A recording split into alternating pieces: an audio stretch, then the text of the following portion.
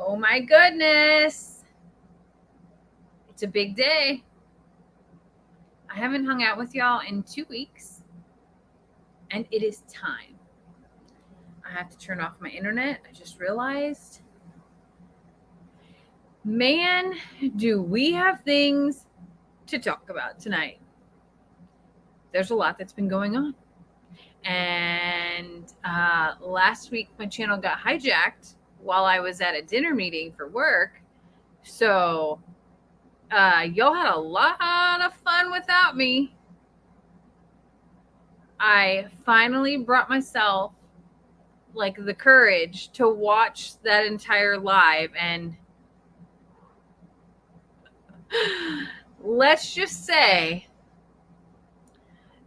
that there, I think, might have been more alcohol consumed than there was admitted to have had happening. Maybe. I mean, even when Jake and I used to do lives, he wasn't forming pretzels on the floor at all. But I mean, I'm happy that they had fun.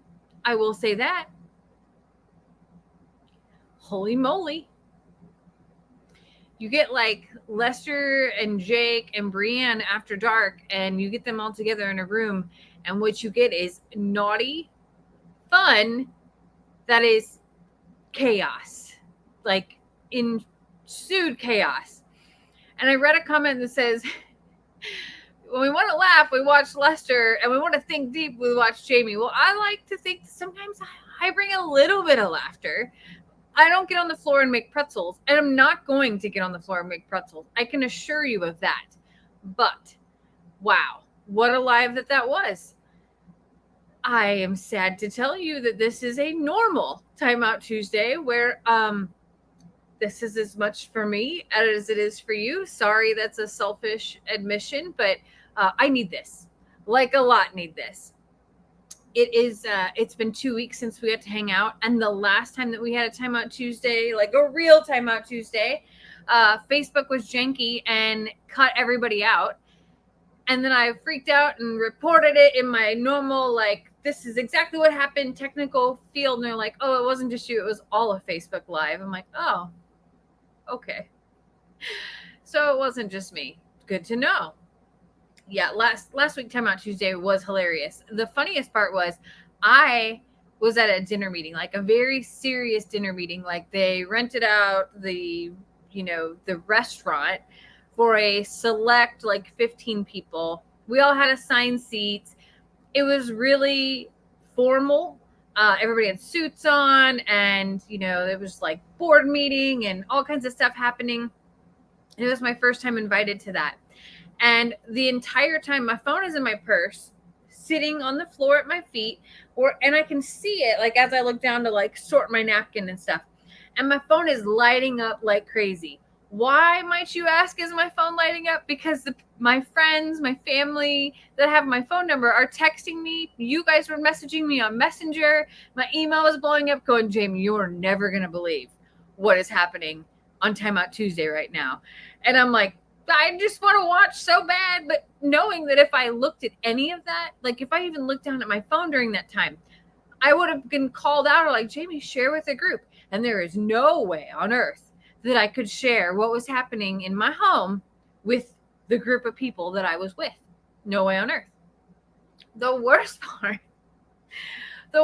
is that, I don't know if I've ever told y'all this, but my HR director follows us on Facebook habitually. Her husband does, everything. And in the conversation and introductions are like, this is Jamie Walker, and Jamie's been with us for blah, blah, blah years. And Jamie, tell about yourself. So I give my professional introduction, and the HR director's like, yeah, but tell him what else.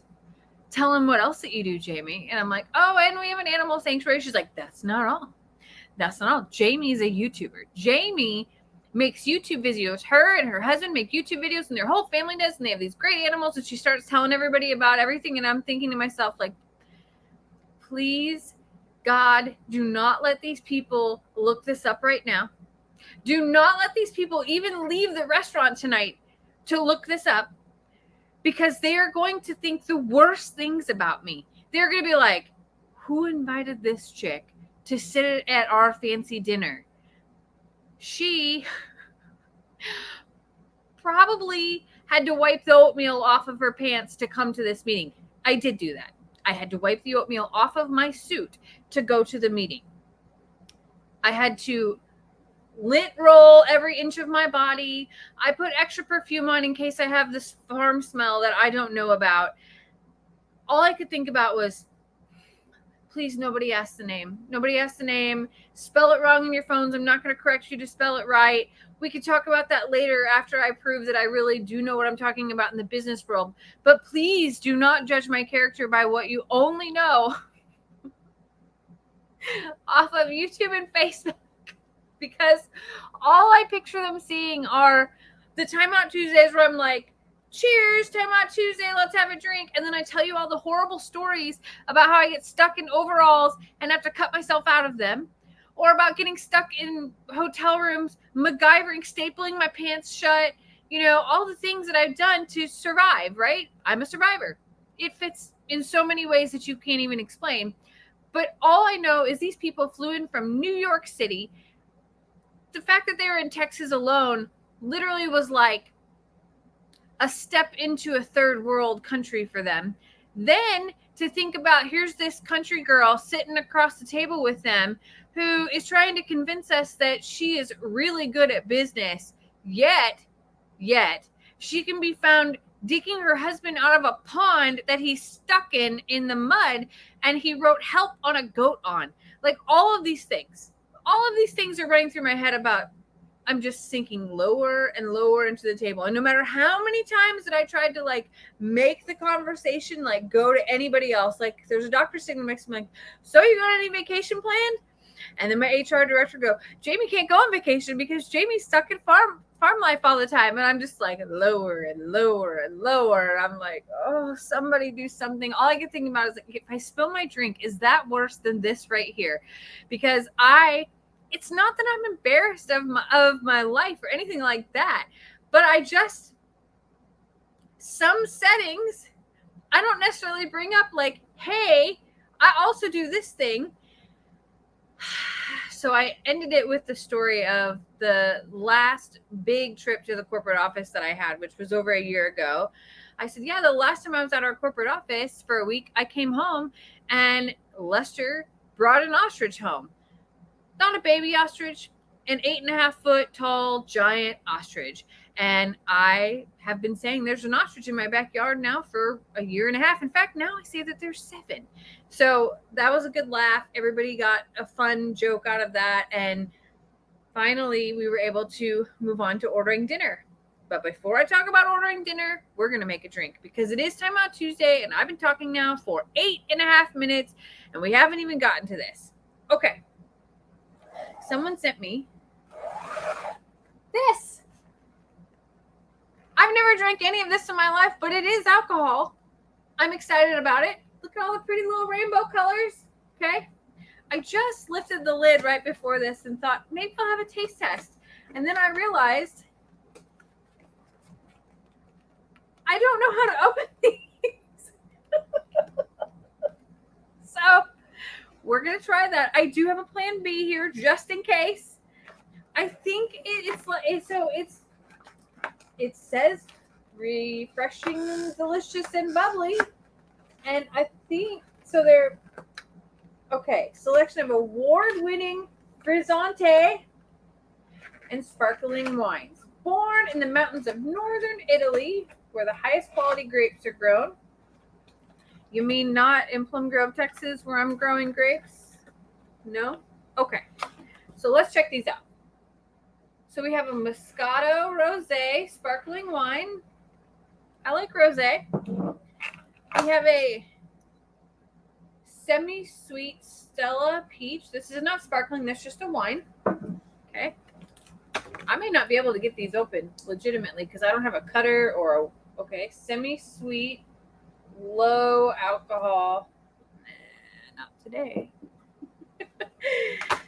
Okay. Then sparkling wine, extra dry, Prosecco. I think I like Prosecco. And And then a semi-sweet Stella Pink. This also says low alcohol. So only those two say low alcohol. That says low alcohol. Okay, so let's try one of these. Somebody says these are adult juice boxes. Okay, I'm down. I like juice boxes. But in a serious note here, I probably need one of those cutter thingies, don't I? I'm at Longhorn Lester's tonight in the live shack.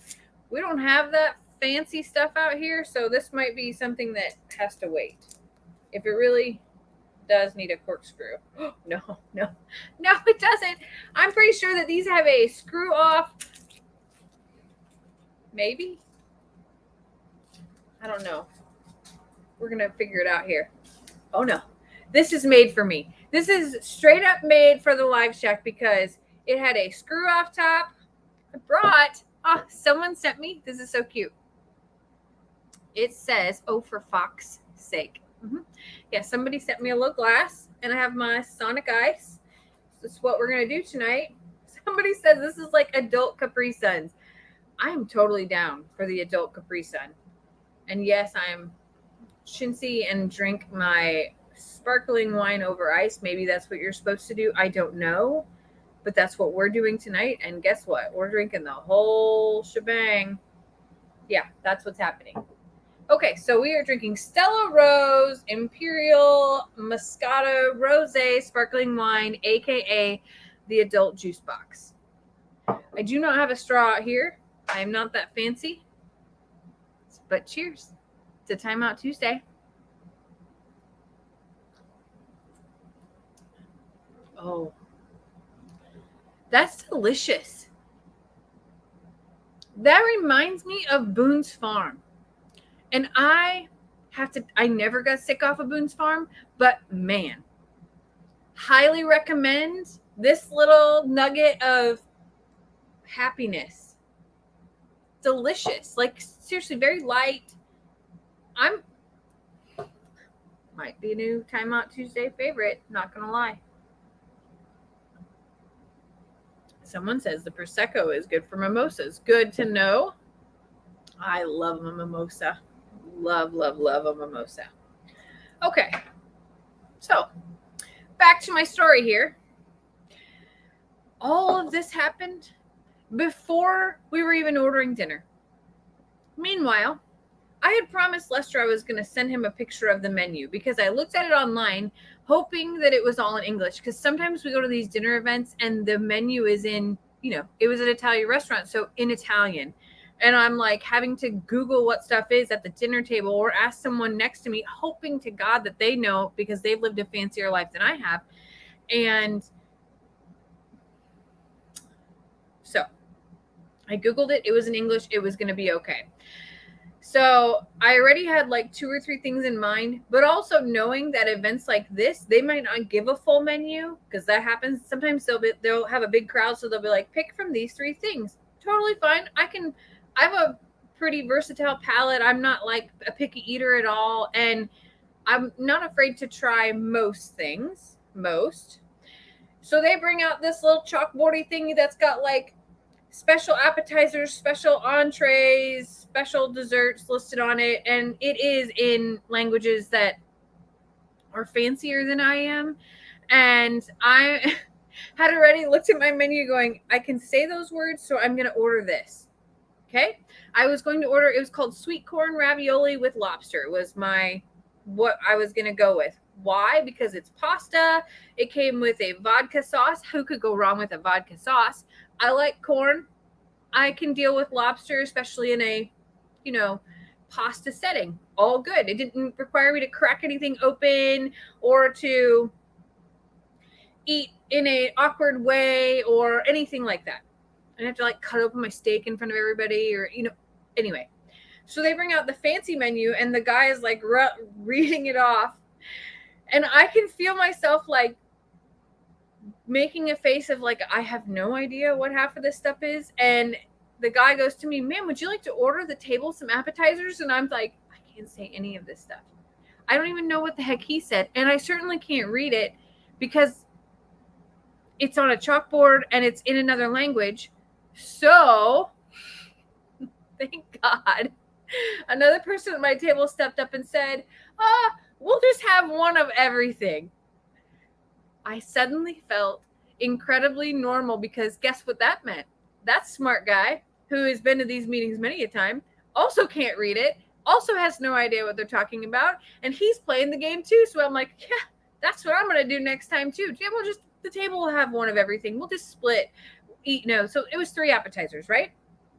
I, at this point in time, have no idea what we've ordered. So it comes out after more conversation about my life, and it comes out, and the first thing is it's called a tartare, which I've had tartare before. This was a yellowfin tuna tartare. It was delicious. So that's like tomato and avocado, some cilantro, and then some tuna in there, and it's delicious. It's cold. It's served cold, and it's just something that you eat like with the crackers or the bread that they bring out. I can handle this. It's good. The next thing, sorry, I choked on my own spit. The next thing is a little arugula salad. I don't love arugula. It's a little bitter for me, but I'm just going to put some of my stuff that's left over from my tartare on it, and I'm going to eat it because I'm not going to be that person that's like, not me, can't have lettuce. Whatever. So that was fine too. The next thing that comes out, y'all,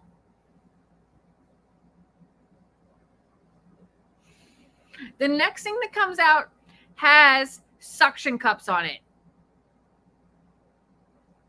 as it's like part of it.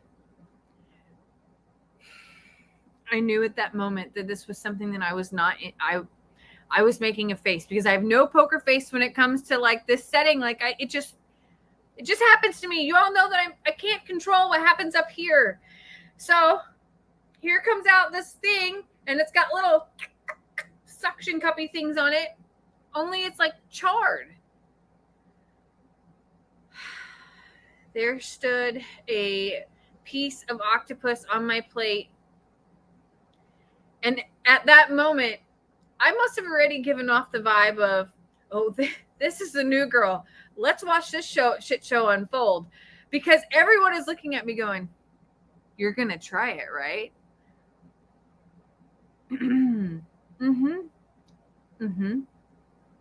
At that point in time, 2 other people are at the table and are like, it tastes like chicken, it'll be fine. Anytime that anyone tells you that something tastes like chicken means it doesn't taste like chicken, for the record. That is their like, just try it. Like the same way that we tell our kids, try it, you might like it. Now, I have eaten calamari. I don't enjoy calamari. I don't like the rubberiness of it. It's not my thing. But I said, I don't know if I'm a fan. I don't know if I can do this. So, because now they know that I am not them. I am not one of them. And I am clearly inexperienced at said palate at all. We don't get out much, and we certainly don't get out much to restaurants like this. And if we do get out to restaurants like that, I don't order one of everything on the menu because I can't read it. So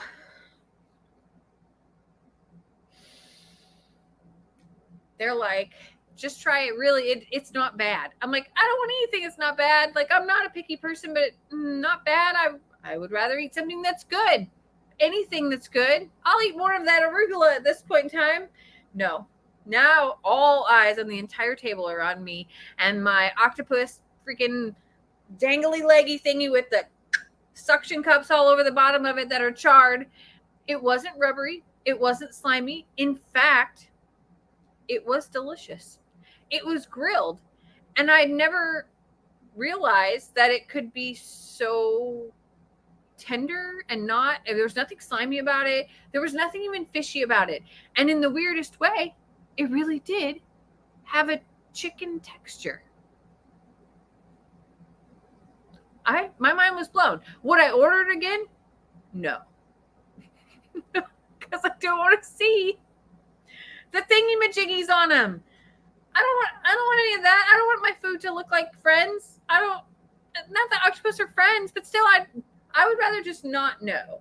I spent some time in my life trying to be vegan, trying to be vegetarian. We will never eat our own animals. I can eat at a restaurant. I can buy at a store. I can do all those things, but I don't want it to look like what it is. So, and to anybody else that has other dietary restrictions or things that they choose to do, then by all means do. But for me, not really my jam at all. And I certainly would never get Lester to a restaurant to be able to do something like that. So I lived right through it. It gets worse. It gets worse. They ordered oysters. Okay.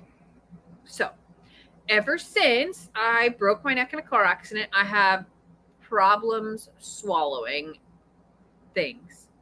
Pills,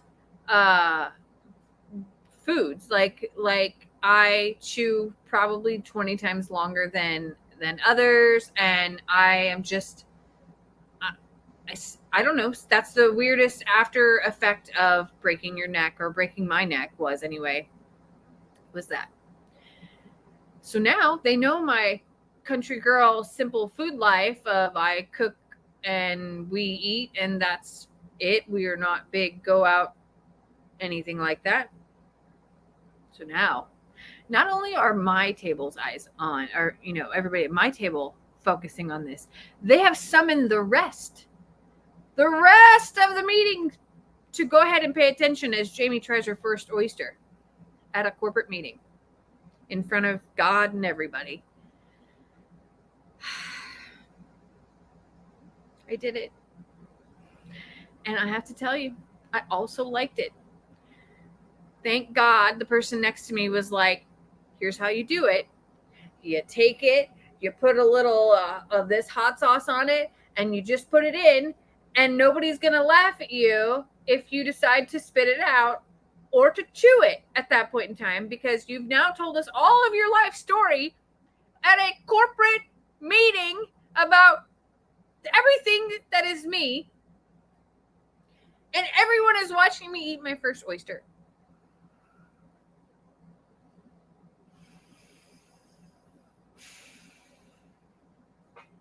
I made it. I only did one for fear that my second round would not go that way, but it was cold. It had amazing flavor. It wasn't rubbery. It was delicious.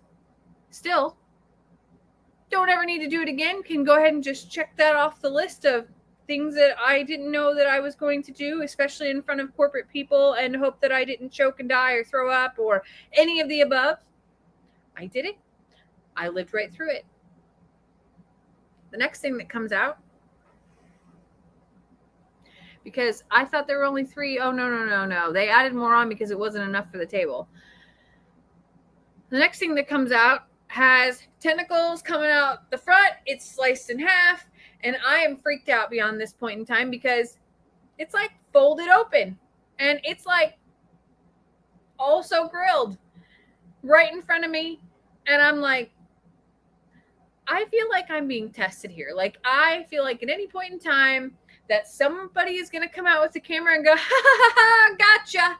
Like Lester. I kept thinking, like, this is like something that he's doing to me. It wasn't. It wasn't at all. This was really something that people enjoy doing and do all the time. And I just apparently have been living in a box, I guess. So, this next little adventure, they won't even tell me what it is. They're like, just try it. You try the other 2 things, just try it. So, I did. It was also delicious. Turns out it was only shrimp that was like all, and then cut. I don't even know what it was. Not escargot. I would not eat escargot. Can't do that. Not going to happen. But it was shrimp. It was the shrimp, and it was like this long from wherever they cut it to the end. And I like shrimp. We eat shrimp often. I can't say that I've ever eaten shrimp like that or have any idea why it had to look so ridiculous and scary, because prawn, yeah, it was prawn. It was good, but I've never seen it like that before at all. Like, did I really need to see the head and half of it and the tail and like all of that extra? Apparently I did. So at this point in time, I've tried one of all of the things and I've lived right through that. And my HR director goes, "Hey, how'd that fire work out for you?" So now that I've gotten through all of the Jamie doesn't get out much eating fest, now I have to explain that, yeah, we came home and our nephew Jake, who's called Shirtless Jake because she brought that up, sort of lit our pasture on fire, which almost caused all of the pastures to burn down. And now the New York people are like, "Your family starts forest fires?" Oh, sweet Jesus. Yeah. Kind of happens. We're kind of a disaster on our best days, and it kind of, yeah. And they're like, "And you made videos about it?" Yeah. "How'd you put it out?" "Oh, with my front door rug." They're like, wait a minute. You have acres and acres and you brought your front door rug? You didn't call the fire department? No, we didn't call the fire department at all. We drove the tractor around the edges and mowed it down, and then we walked around the edges with our front door mats. Oh, but my niece, she brought out her Sonic Ice and gave it an 012, and yeah. They're like, "You must have one heck of a front door rug." No, sir. No, it's a very normal front door mat. Where'd you learn how to do that stuff, Jamie? Well, my husband burns a lot of things, actually, and I've become quite the firefighter. At this point in time, they all think that I'm making this crap up. They just are so entertained and bought into the stories that are coming out of my mouth. This is no longer a business meeting.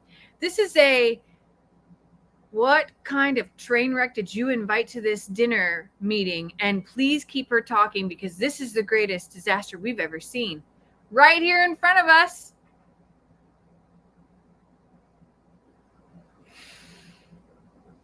Yep, that's me. So then they're like, do you live on this farm? Like, do you live on this farm, like right near the animals? Like, don't they wake you up and all this other stuff? And the doctor sitting next to me, who I'm on calls with all the time, pipes up and goes, "Oh yeah, they have a rooster named Nate, and we can hear it in the background of all of Jamie's calls." Somebody from the next table goes, "She also has a donkey named Ivy and another one named Dan. They go ahead and talk all the time. Like, we hear them all the time. We just stopped saying things about it because everybody just knows that Jamie lives on a farm." And that moment, the CEO pipes up and goes, "Yeah, they have a turkey named Cornholio who likes to frequent outside the window about 4 o'clock when it gets really close to feed time." Holy Jesus.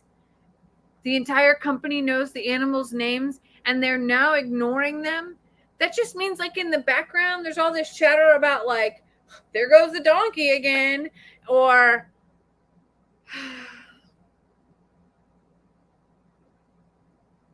yep. Not a soul there cared about my skill set, my tenure in healthcare, the things that I've accomplished, the money that I've made or saved the organization, or how many hospitals I'd been to. No. Everyone at that point in time wanted to know how on earth all of these things just happen, how we catch them on video, and where to find it. Yeah. I have never wanted to drink more wine in my life. Speaking of, there like wasn't enough possible that could be in that moment for it to just something to happen to take the focus off me. Like I would have given anything for someone to choke, spill their drink, literally light the table on fire, anything to just, can we just stop talking about Jamie? I came to this dinner as the newbie here, and I just wanted to like observe, say hello, shake some hands, hope that nobody even remembered my name. Oh no, they know my name. They definitely know my name. They know Lester's name. They know all the things about my life now, including that I can put out fires and pull people out of mud holes, can deliver goats and feed baby cows on my lap, and, you know, all the things. Jamie Walker, so great to meet you.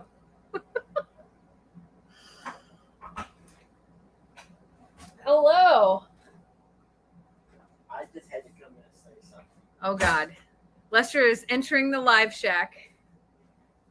Are you going to perform a pretzel? Whoa! What's happening to you? I'm fine. Dinner for schmucks. Yeah. You ever seen that? Yes. It sounds like they invited you just to make fun of you. They probably like did. The movie Dinner for Schmucks. Try You were the schmuck. Whatever a schmuck is. I was the schmuck. Like 100% was the schmuck. It's like a juice box. No, but they invited you just to laugh at you. They They did. were like, we're going to see who all we can invite, who can have to make the biggest fool. And so you were the schmuck. I was definitely the schmuck, for sure. I'm glad that you're here. Why? I wasn't going to stay. Oh, I'm come sitting- on, babe. You have to get a cup, though, with ice in it. So I'm not going to stay. I'm actually just outside, but I was thinking to myself, this is like Dinner for Schmuck. This reminds me of they just invited you for I think that everyone they to did. laugh at. I think they did, because this is what I realized later. The HR lady had this note card with her. Oh, no no. joke. She had a note card with her, and all I could think about is it must say Jamie, Rooster, Jamie, Fire, Jamie, Schmuck, Schmuck, Schmuck, Schmuck. Because she really did. She had a note card of the things that were like her talking points for the night, which reminded me a little bit about you. But you're right. I'm pretty sure I was the schmuck. They invited you to make fun of you, to have a talking point. So they could all laugh and make fun of you. They did. My question is, were you the first one to leave? I hope not. Yeah. Because if you were, I was the first to leave. This is so funny. Everything's done. They're like, oh, I didn't get to talk about what I ate for dinner or anything like that. Dinner came out and it was delicious. It was perfect. It was good. And what's so funny is like 4 people at the table ordered the same thing that I did. Of course, they let me order first like a schmuck. And then 4 other people ordered. It was great dinner. There was very little conversation because I didn't care how full I already was. I just wanted the food to just go directly into my mouth and hope that they was going to go in their mouth and that we would just keep not talking. So after that, they're like, okay, here's the dessert menu. Who wants coffee? And I'm like, oh my God, this is a 3-hour dinner already. that's when you got really roasted. Probably That's if you so. walked out. That's when they had to, they began to laugh. Oh no. I was pumped.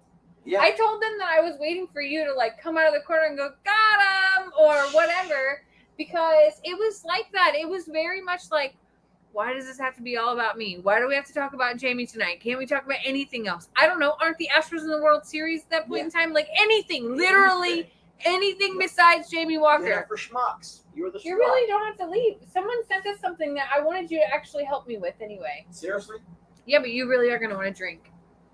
Okay, I have nothing to drink. Go get something and come back. Oh, I'll Lord. keep talking here. Oh, Jane. So, of course, I didn't want dessert. I was full. I was already full before dinner came. Everyone orders dessert at things like this. It doesn't matter. It's what you do. If one person orders, it's like apparently a thing that you don't not order, because then you look like you're rushing everyone else. So I ordered dessert, but I watched 4 other people order theirs to go. So I just took a note from their card, their books, and I'm like, I'll actually take mine to go. And I was really sweet. And I ordered what Lester would like. I ordered Italian wedding cake with gelato to bring home for him. Oh, you're drinking beer. I just heard you talking about you were eating all of this nasty stuff, It wasn't like really nasty. oysters, and someone said that's snot on a shell, and you like, and then now you want me to try something. That you just can't put that and stuff to my mind, and then want me to try Oh, something. no. Someone sent this to us, and I'll get to that in a second. Anyway, I brought home cake to Lester because there was no way I could eat anymore, but I really was the first to leave. I was the one who had the longest drive. Everyone else lived in the vicinity or were staying in hotels in the vicinity. So I think that you might be right. I think they're like, thank God we invited her for entertainment. Sorry, someone said Lester's not a square after all. Lester's not such a square after all. Lester is very far from a square, I assure you of this. Cheers. Timeout Tuesday. So, what they don't know is that I am a binge drinker. So once I have one, I'll have 2, 3, 4, 5, 6, 7 in the course of. he's not like a binge drinker like alcohol. It's fluid in general. So it's a Dr. Pepper. It's if he has Kool-Aid in front of him, anything like if he's talking, fluid must be flowing. Like you must get a dry throat maybe. No, it's just alcohol. Oh. I only drink one Dr. Pepper, one cup of Kool-Aid, one Gatorade. But when I start drinking beer, then it's just I'll go through my 8, and I know my limit is 8, and that's when I stop at 8. There'll be no need for sleeping pills tonight. No. Then.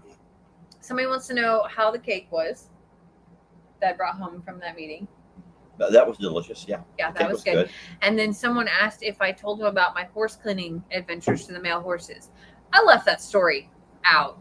I didn't feel like that was anywhere that anyone needed to go or know about. They were pretty much mortified that I would put boots on with my suits and walk outside and the pastures, and that I would put a cow in my lap.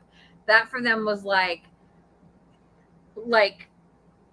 unheard of, unbelievable. These are people who live in city apartments, or lofts or penthouses and things like that. Like, these are very wealthy to do people who have probably never gotten dirt on their shoes, like legit dirt they've probably never stepped foot in. Certainly not a pasture, definitely not a farm.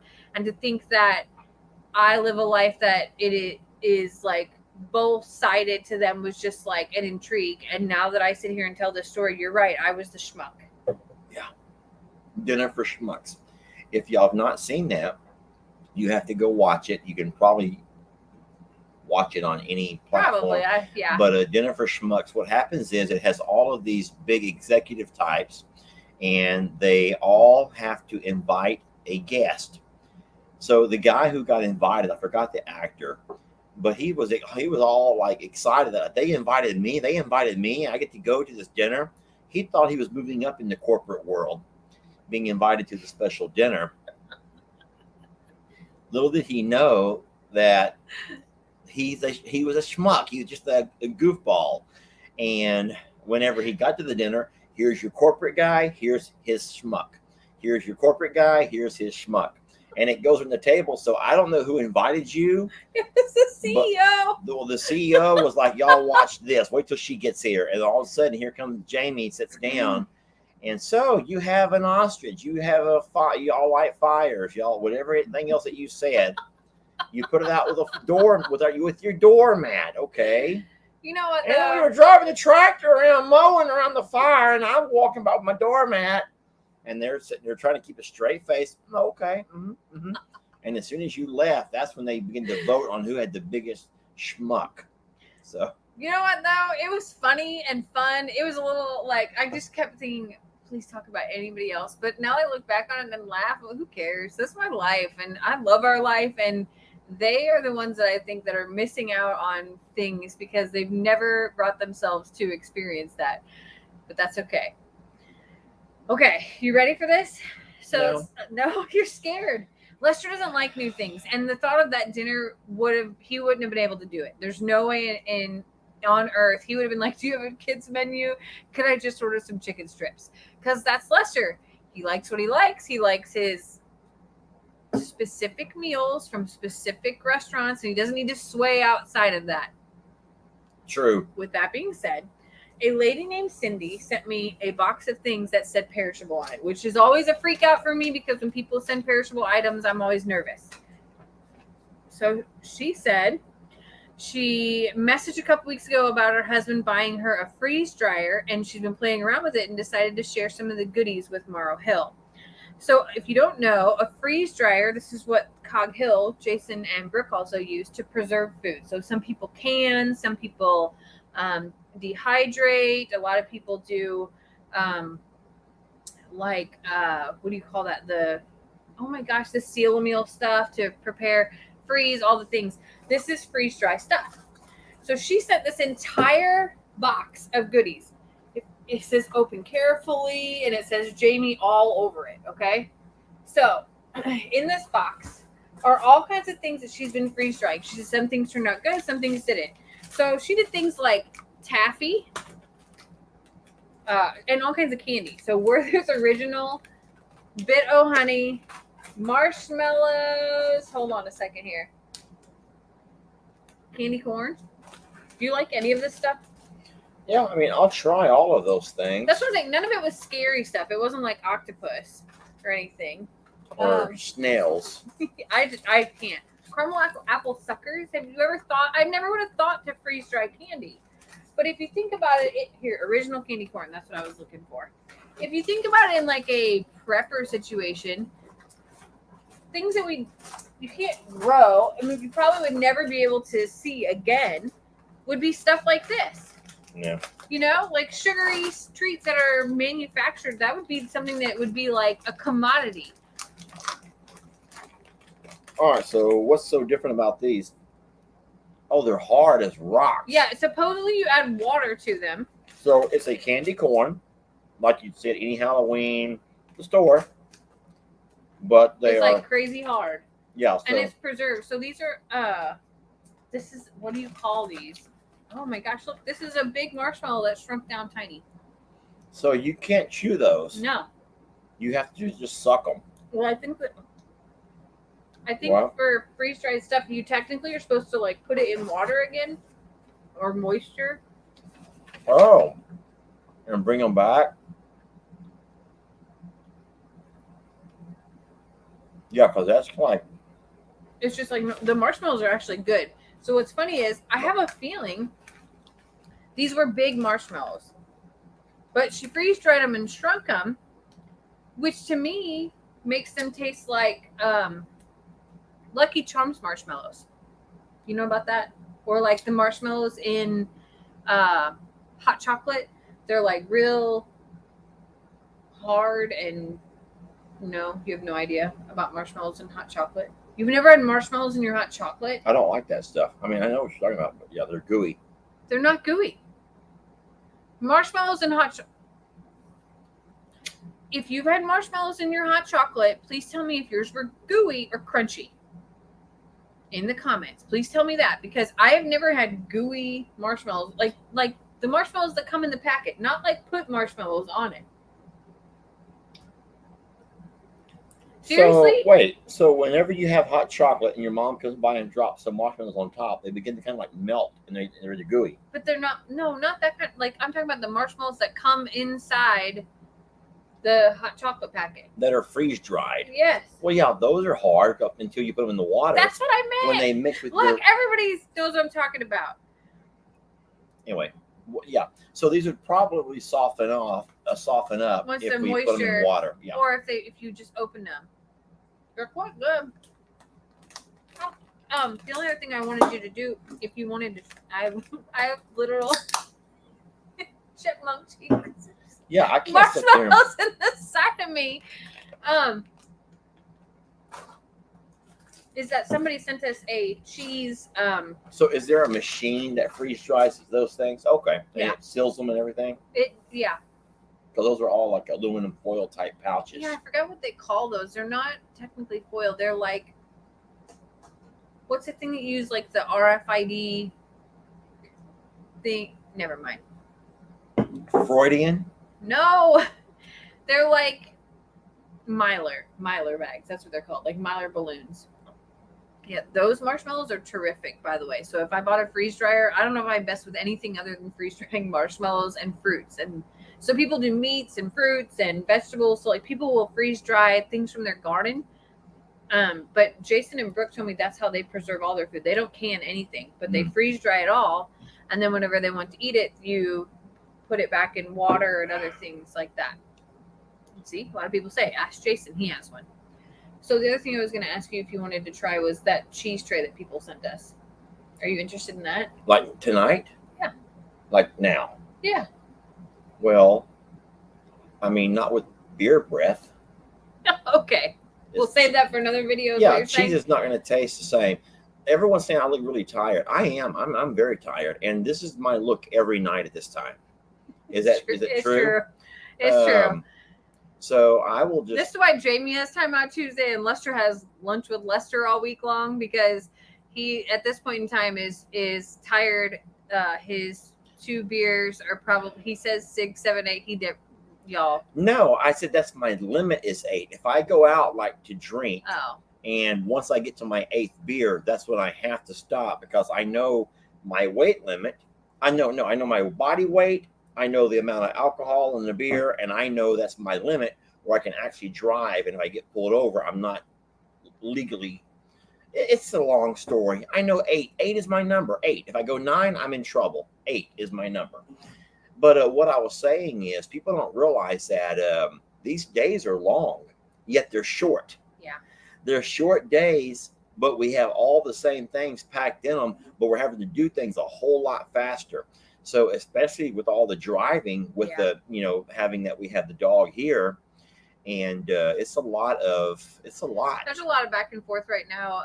Fiona being here at Longhorn Lester's she's comfortable here and she feels at peace here.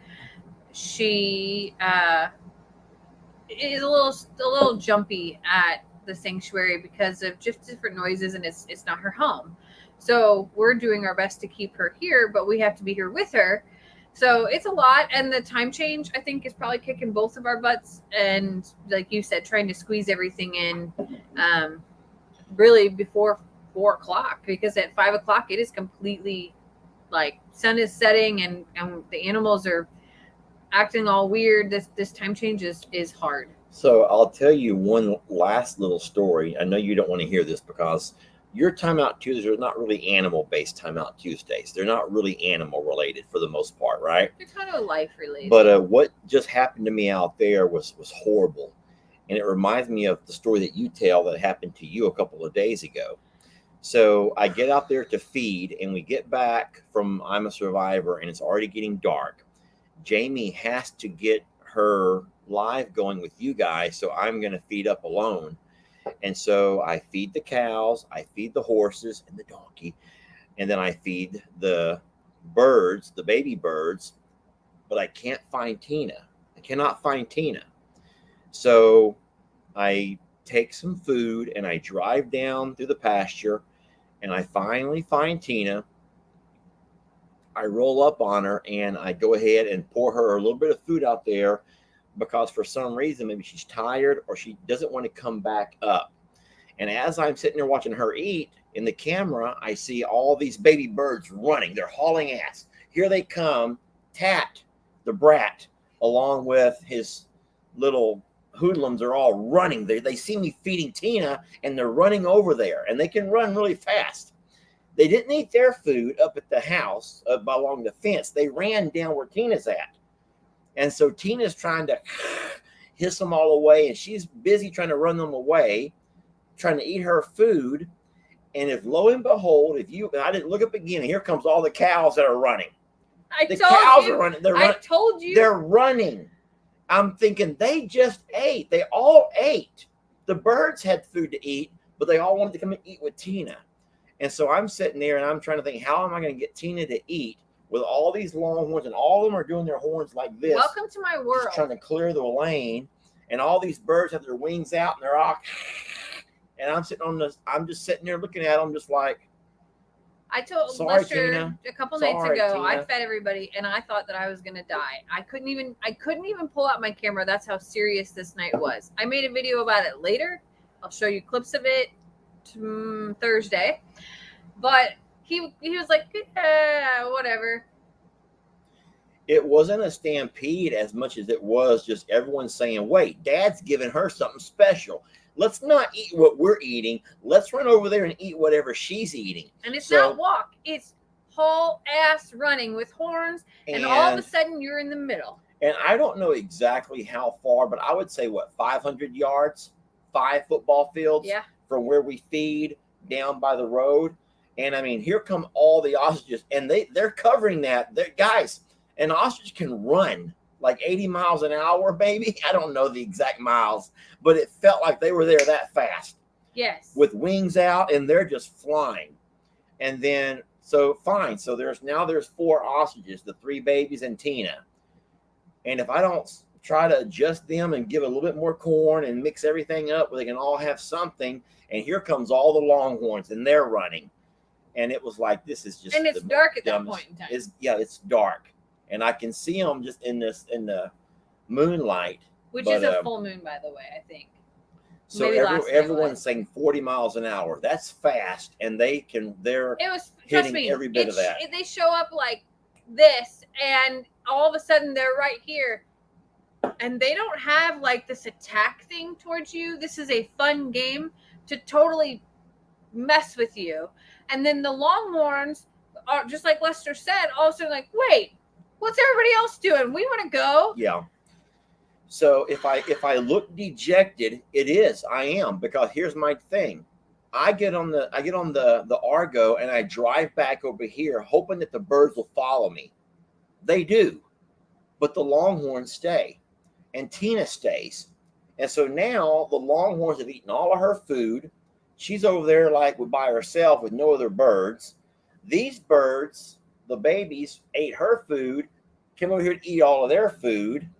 And the thing is everything's green and they've eaten all day as well. So like there's no way on earth they would be able to run like they are if they didn't have the nutrition in their systems to be able to do so. No, which we've seen that side. We're very blessed that they're healthy and strong, because they would have, a month ago, they would have never been able to run across that pasture. There was no strength or energy for anything. But no, so I feel dejected because I want Tina to have a good life, and now she's going to bed hungry.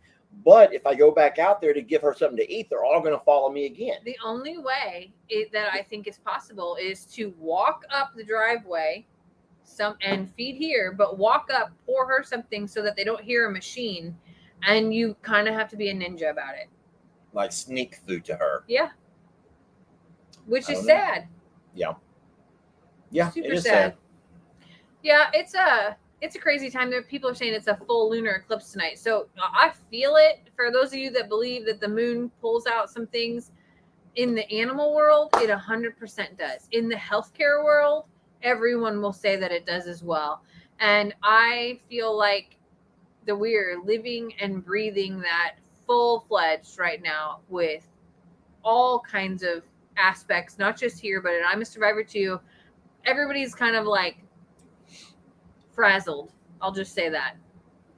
But nobody's hurting and nobody's suffering, nothing like that. But it's just sort of like everybody's in disarray and just sort of like off their rocker, which is maybe that's why you're tired too. Maybe it's the moon. I don't know. Or it's just these 2 beers that I just chugged. That's probably what it is. That's it. So you're going to go hit the tub now is what you're telling me? I am ready. Oh, no cheese testing tonight. We will save the whoever sent the cheese. Is that it right there? No, babe. That's the wine box. Oh. The cheese thing is in the fridge. Yeah, don't make me eat cheese tonight. No. Make you eat cheese. You love cheese and you know it. You just don't want to do it right here. You want to do it and not have to make faces in case you don't like it. Well, I did hear that there's some kind of cheese called aged Leicester. That was all you really wanted to do was laugh at the aged Leicester cheese. That's what I was looking forward to. There really is an aged. I think it's that UK way of Leicester. That. I'm going to look this up real fast. Sorry. What? I want to see what aged Leicester. Go get it out of the fridge. Don't make me do all of that. I'm telling you, it was aged Leicester cheese. It's LEI something. Yeah, that's the way the British say my name.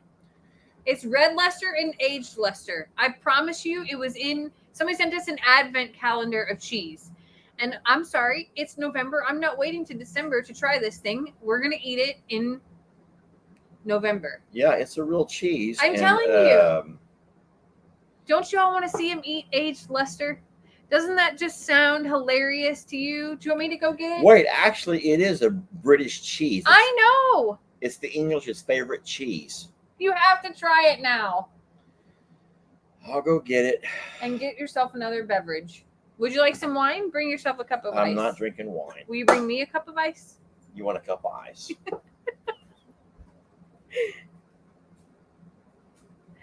It's just right here in the fridge. Right in the kitchen right here. You want ice and cheese? Yeah. That's all. Yeah. So, I can't believe he's going to give into this because I really did not. I know that he's tired and I know that he did not prepare to eat cheese tonight. But don't let him fool you because he loves cheese. And that whole 8 beer thing, that must be like a man thing to say that I can drink 8 beers because in 5 years, this Saturday is our 5th anniversary. I've never seen him drink 8 beers ever. Ever. This right here, he's gonna go take a bath and go completely to sleep. It's like, I don't know, not even 8 o'clock yet, I think. I don't know what time it is. I can't see from the computer here. Oh, it's 7 o'clock. Lester's gonna be completely asleep by 8 p.m. without fail.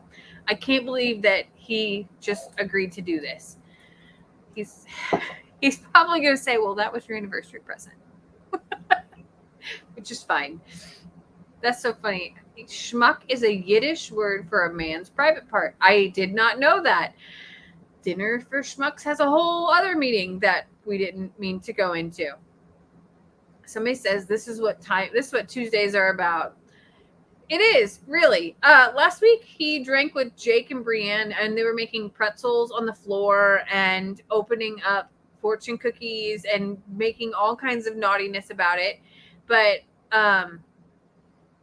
yeah, he's going to eat some cheese here. And y'all know he is not the taste testing guy. Like it's not his thing at all. So this is kind of a big deal. You found it. The fridge. Thank you. It is so nice to have this little kitchenette out here. We don't cook in that very often. We're more of the grilling type like here. Grill. Yeah. But the freezer is amazing.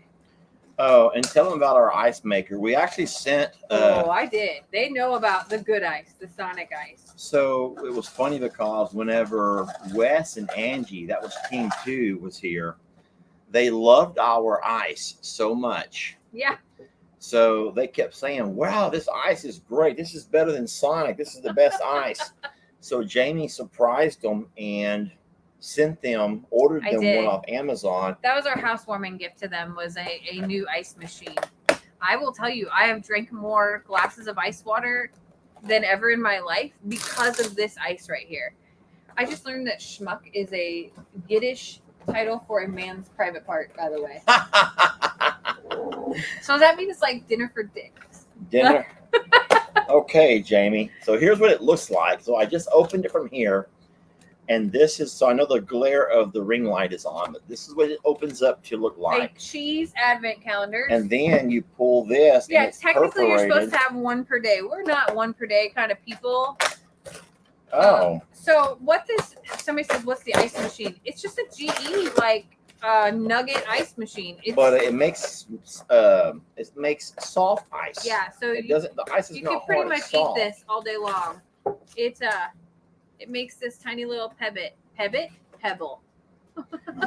Okay, so Okay. are you gonna surprise me and just like put one in my mouth? Yes. So I have to close my eyes and you can stick something in my mouth.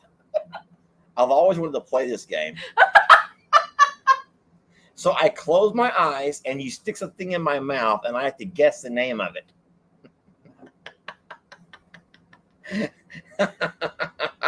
How old Oh are my we? God, what's wrong with you?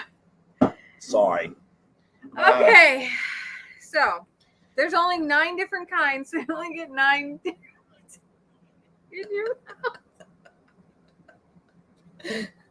Okay. You do want to know? You do know the funniest story? No, I can't say that. Never mind. What? No. Is it about me? No. Oh, thank God. It's a Okay. funny story though. Okay. Here's the problem. I don't know how to open this. So wait, I can't look at it. No. I'll try it with you, but I'm gonna Look at it. put it in your mouth. I am reading the comments, okay. It looks white. So I only taste beer. You want some wine? No. You want to clear your palate? This is actually really good. So I will say that it's a very good.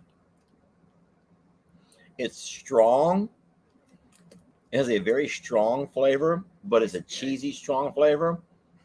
It kind of crumbly. You know what I mean by it kind of like crumbles. Mm-hmm. It's a crumbly cheese. Mm-hmm. Is that the same kind? Same one. Yeah. You want some more? Yeah. And so it's probably not the kind you would want on nachos. No. Is that the aged Leicester? No. Then I'm going to guess and just say that. You can look at there's the kinds right here. You can like look at what you think it might be. All right, so here's all the different cheeses inside this package. I'm going to say that was probably. I'm just going to actually just guess and say that was probably. What's wrong? What's wrong? Somebody says thank God it tastes like cheese. There's different kinds of cheese flavors, though. So I've actually had that before somewhere. I don't know where, but on a cheese tray. Mm-hmm. That comes on a cheese tray. So, but it's not Swiss. That's not. It was definitely not Swiss. So if it is a cheddar, it might be a cheddar, but it's probably a very hard or what they call sharp. Was that a sharp cheddar? It was plain white cheddar. White cheddar. Okay, so I got. Well, is that right? You can have that one. Yeah. All right, so I have tasted that on a cheese tray, plain white cheddar. That was actually pretty good. I like that. But there was nothing gross about it at all. It was a crumbly cheese. It wasn't gooey. It was crumbly. When I bit it, it crumbled.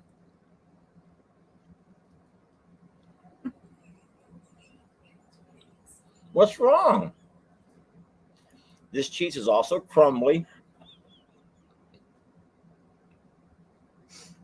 Well, they said you have to name the title and put in the bed out under the sheets after your description. So I will say that I don't care for this cheese as much. I don't hate it.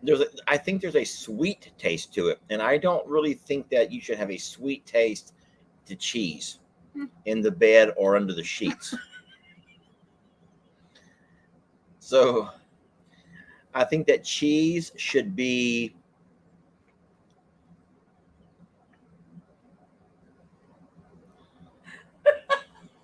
I'm afraid whatever I say, someone's going to say in the bed under the sheets, right, Lester? And that's not exactly what I'm trying to say here. That cheese was like it stuck to my mouth. So you don't want the rest of it? I don't.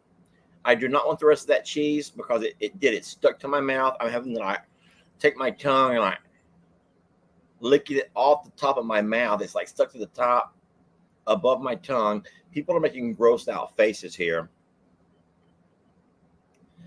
So that kind of cheese was? That was aged red Leicester.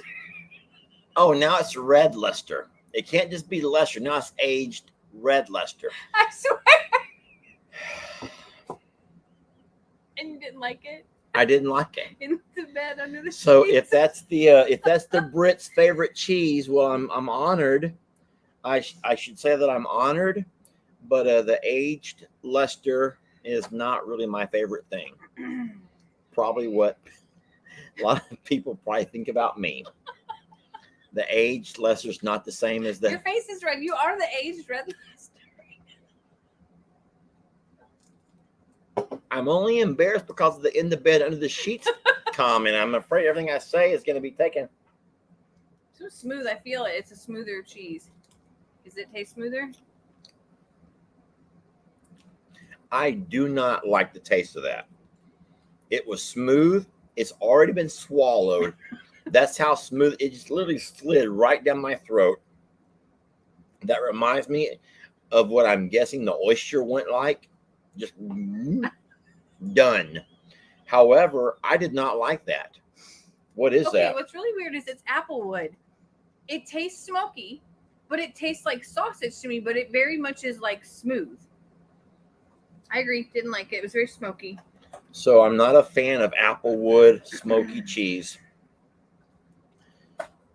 Hold on. Oh, let me click this. When I went out for Chinese, this is from Wendy. When I went out for Chinese food the other day with my sisters, I made them say in the bed under the sheets after they read their fortune cookies. It was hilarious. Wendy, good for you. I wish you could remember some of their never fortune. heard any. I've always heard in bed, but in the bed under the sheets is a Morrowism. Well, we'd like to really spice it up a little bit. In the bed is just like, okay, you're in the bed, in the bed. But when you put under the sheets, and that means that you're like really in the bed. Why are you shoving it in my mouth? Because if you look at it and smell it, you might know. You're just gonna shove it in my mouth. Because if I look at it and smell it in the bed under the sheets, I'll probably never put it in my mouth. Is that what you're trying to say? How many of these women are saying the same thing? My grandma's probably watching right now. That right there is hot. It's spicy hot. So don't eat too much. What you're saying? It's horrible. It's horrible. Ooh, I don't like it at all. Ugh. It is horrible. I would rather eat aged Lester. That is horrible. What was that? That's Mexican cheddar. Mm-mm. No, ma'am. Do not ever shove that in my mouth again. In the bed or under the sheets, do not shove that thing in my mouth ever again, please. Oh, here we go. Could I just like take it and fill it before I put it in my mouth? I don't have to look at it, but could I at least fill it before I put it in my mouth? What's wrong with you? What's wrong? I don't get the humor here. Oh my God, my face hurts right now. I don't get what's so funny. I'm so terrified that my HR lady's watching this video too. Who? The HR lady who told The me. HR lady. All I'm saying is put it in my hand. Let me fill it. I don't have to look at it. I want to fill it. And then whenever I'm ready, I'll put it in my mouth. Please. What? Don't miss. I don't want to miss. Okay. Are you groping it right now? I'm feeling it.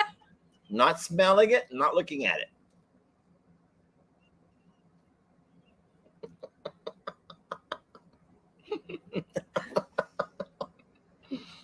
Mm.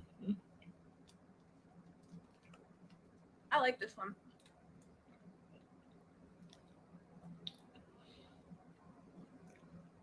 That was good. I would actually put more of those in my mouth. You would do that. I could probably have two of them. Never mind. That's double glue Chester. Double Gloucester. Never heard of it. When you said two, I was like, hey, wait. Oh, wait. I actually made a joke. I thought it was kind of funny. No, it actually, that one is good. That one's good. But it's called Double Gloucester. Yeah. That's why I said I could put two of those in my mouth. That was good. That actually is my favorite so far. Is it? So my favorite cheese so far out of the 4 that we've tested would be the Double Gloucester. Hold on. So are we halfway there or not yet? Are there 8? There are 9, so we did 5 already. We ate an entire one. So the Mexicana, even though I have nothing against Mexicanos, this is the worst cheese that I've had. Yeah, I want to never eat that again. And then the second one that I did not care for was the Applewood. I have no interest in Applewood cheese whatsoever. The 2 that I actually liked was the aged red luster, but my favorite so far is the Double Gloucester. No, you liked this one too. Wait, so we've already had 5. That was the white cheddar when we ate it first. Okay, so the white cheddar was really good. Look, it's all the way gone. It's like gone. But these three are actually okay. I would eat any of these three, but the Mexicana cheddar and the vintage applewood, no go. No go. So we have 4 more to go. Okay.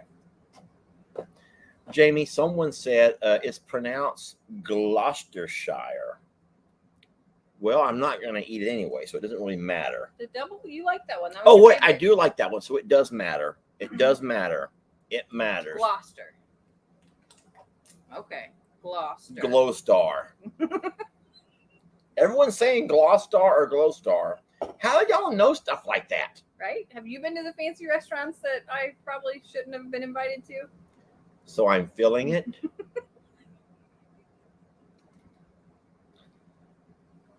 You're smelling it.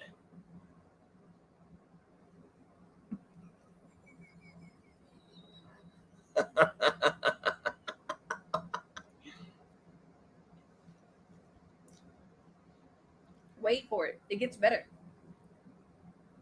Like, really, it got better. No. I like it after. Yeah. No.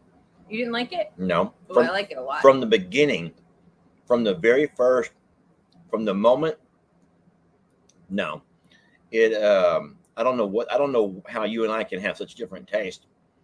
I just spit half of mine across the computer. So I didn't like it the first, but after I. No, I still after can I really feel. got it in my mouth. Listen, I swallowed it already, and I've already washed my own mouth out 3 times, and I still taste it. What is that? And Sometimes that happens though. But okay, so it's cheddar cheese with apple, sage, and onion. Oh no, that's probably what it was. The onion was way good. too strong. No, it's terrific. I like that one. That one's a yes. That one actually, the glow stick, that one, and this onion one is my favorite. So I'm going to say that if we were to ever but buy these cheeses, that would be one that that I would never touch. Yeah, so it would be mine. I told Jamie that when we were young, we didn't have much money, and we would go to the every Tuesday they would have the county would give away food. And I don't know what you call it, a food bank. I guess they call it a food bank. So we were little. My dad worked. My mom never did. And Dad had odd and end jobs. Dad would do just whatever jobs he could to make a few dollars. But we would go to the food bank every Tuesday. The county would give out food. And they would give us a big old, I told Jamie, it was like a big old bag of chips. Like it had to have been it looked as big as a 50-pound bag of dog food. So crazy. But they were tortilla chips. And they would also give us a big, giant a chunk of, I think that would probably be cheddar cheese. And we didn't have microwaves. So what we would do is we would come home and my mom would take a hand shredder and she would shred the cheese over the nachos, the chips. And she would put it in our oven and she would let it bake. That was the old ways of doing nachos. Now you just microwave it, and you put some Rotel, tomato, whatever. But in those days, we didn't do that. And Mom would pull out this, like a cake pan full of nachos. And we'd all sit there and we'd pull the thing off. But the problem is the cheese, when it would melt, would get hard. So when you pulled the nacho, the entire slab of cheese would come with it. So we were actually having to tear the cheese on top of our nacho to eat it. I love that story. Yeah, it's crazy how far we've come. But yeah, this is tasting all these cheeses reminds me of some of the old cheeses. I don't know what the county would give us, but it wasn't. It probably wasn't cheese. We had powdered milk. They gave you powdered milk. So this cheese here is very soft. And I only had to chew it twice before I swallowed. I literally put 2 chews into it and then I swallowed it down. Everyone needed to know how many chews it. I actually liked it though. I actually like the cheese. I'm okay. But I knew you would like that one when I tasted it. Oh, what is it? That's the red Leicester, not aged, just the red Leicester. So I'm actually okay with the British Leicester cheeses. So I would do very well in England if I just, what I'm saying is, if I just say, hey, never mind. Never mind. I feel like I just turned 10 different shades of red. You should just put that in your mouth and. You do Wait it. a minute. Now I'm allowed to put it back in. You're hands free now.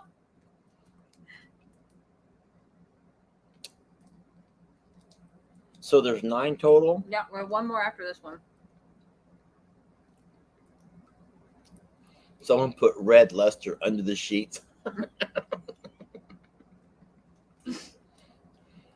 I think that the best thing about the internet is what we're doing right now. You could use the internet to find information.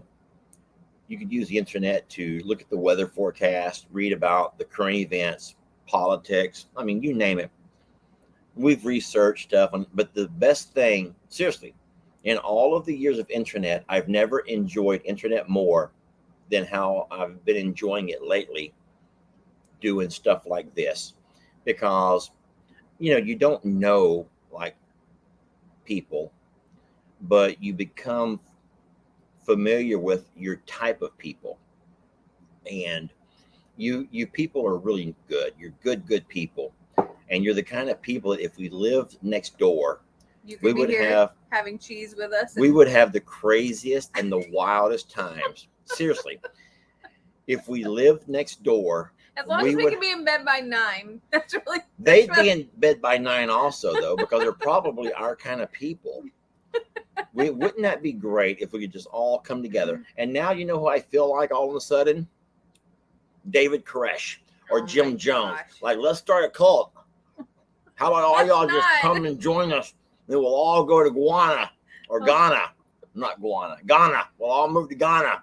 You chewed that one more than twice, by the way. I'm talking. Hold on, there's some. I don't like that. Really? I don't like it. I like that a lot. What is it? Vintage cheddar. Just vintage cheddar. Mm-hmm. So it's not as bad as the onion one, but it was very strong. I like it. I also like the onion one, but the regular cheddar was my favorite. Was that all? That was it. Okay. So you want some more red luster, or what you want? Yeah, red luster is fine. Whatever you do not put any more of that Mexicana. The Mexicana and the vintage Applewood vintage. No good. Way. No good. Those were the worst too.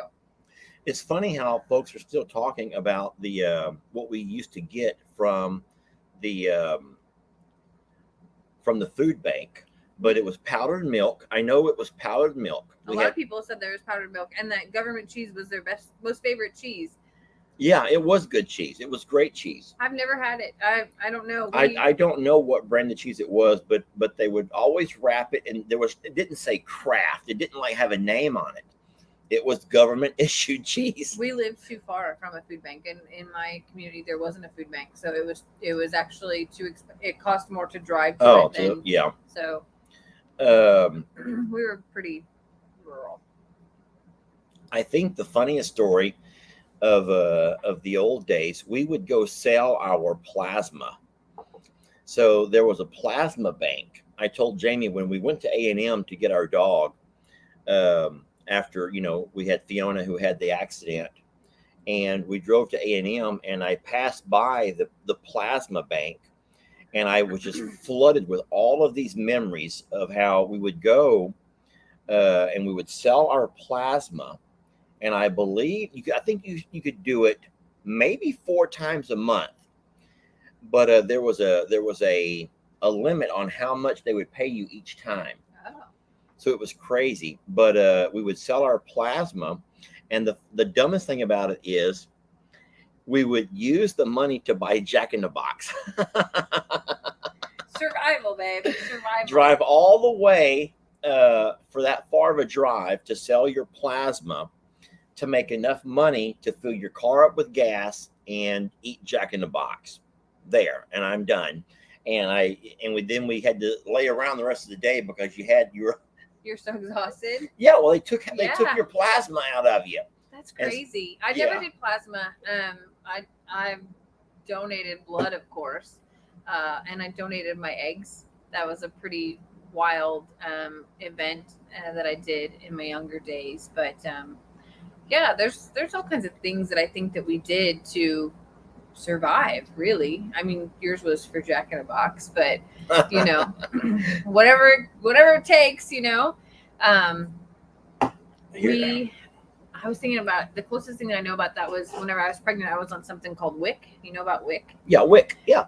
And the one of the things included in that was juicy juice. Like you could buy juicy milk, eggs, peanut butter, juicy juice, and that might have been it. But I'm not a milk drinker, so that went to my brothers, and I could not drink. I to this day cannot drink juicy juice because there was just so much juicy juice in my life that was not going to work out for me. So that's the close that I can put I there. I think that the when we look back to the old days, and when I say the old days, it wasn't. I mean, I'm not that old to remember this, but so we had a car. It was a Toyota Corolla, and my dad, part of his moonlighting, his nighttime work, was he was a part-time police officer for the city of Plum Grove. Now, the city of Plum Grove has never really had much of a tax base. It's a small, you guys know Plum Grove, we're tiny, but we have been a city. And so they hired my dad, and I believe they paid him $300 a month. Now, a month. That's $300 a month. I have that number in my head for some reason. And we only have one stop sign in all of Plum Grove, one stop sign. So my dad would take his little Toyota Corolla, which was the only car that we had. He and mom would share it. And at some point, they had an issue with the battery. We could not afford to buy a new battery. So my dad would take my mom and us kids with him when he would go out and patrol. And he would stop at the stop sign, hide kind of in the bushes, because in those days you could hide in the bushes. And so if anyone come by Plum Grove and they would run that stop sign, the car wouldn't start. So my mom would always be sitting in the driver's seat. My dad would be at the passenger side. Me and I guess Kim would be on the back seat, and we'd all start pushing the car. Aw. I'm not making this up. My mom and my dad would say, "All right, pop the clutch now." Once we got going fast enough, mom would pop the clutch, and it would start the car because it was a standard transmission. Wow. The car would start. Dad would start. Mom would start driving. Her and dad would switch over while driving. Dad would take his little light and stick it out over the top and pull the car over to give it a ticket, to give him a ticket for running the stop sign. Wow. Those are stories that if you follow my dad's channel, you should ask about sometime. I don't know if he's ever talked about that, but those are some stories that I remember from my childhood where we would go with dad. I was telling Jay, I don't mean to take over your life. No, I love these stories. And I talking. told Lester tonight, he was telling me a story on the way here. We took a different road because there was a car accident blocking the road to get here.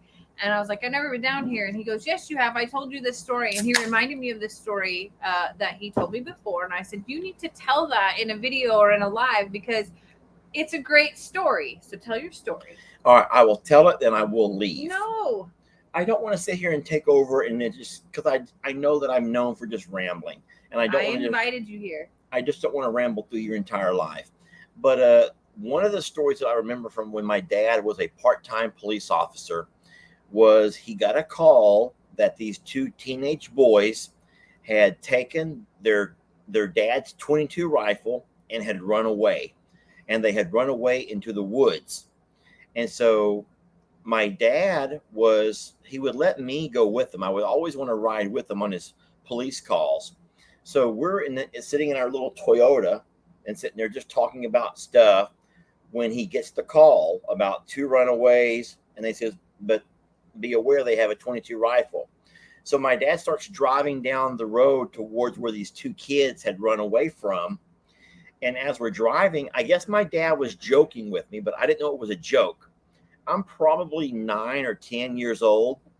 And dad is saying, listen, son, when we get there, I need you to get out and go talk to them and convince them to put the gun down and come out of the woods. And I'm like, why me, Dad? And my dad goes, I'm an adult. He goes, if they're kids, they're probably going to be mad at the adults. They don't want to talk to any adults. But he goes, you're a kid. You can probably talk them out of them woods. And so here I was in the front seat of my dad's patrol car, which was really my mom's Toyota Corolla. My dad had his little light on top, and we're driving down this little back road looking for these two runaways who had taken their dad's 22 when they left, their little 22 rifle. And I was sitting there in my mind trying to think of what am I going to say?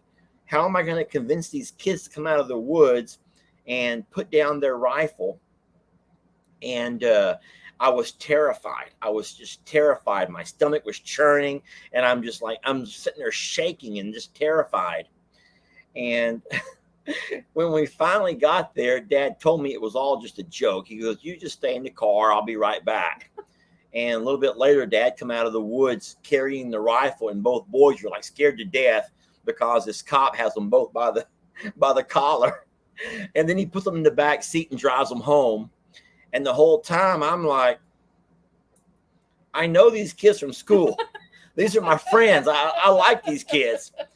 But the thing is, you don't know how scared I was.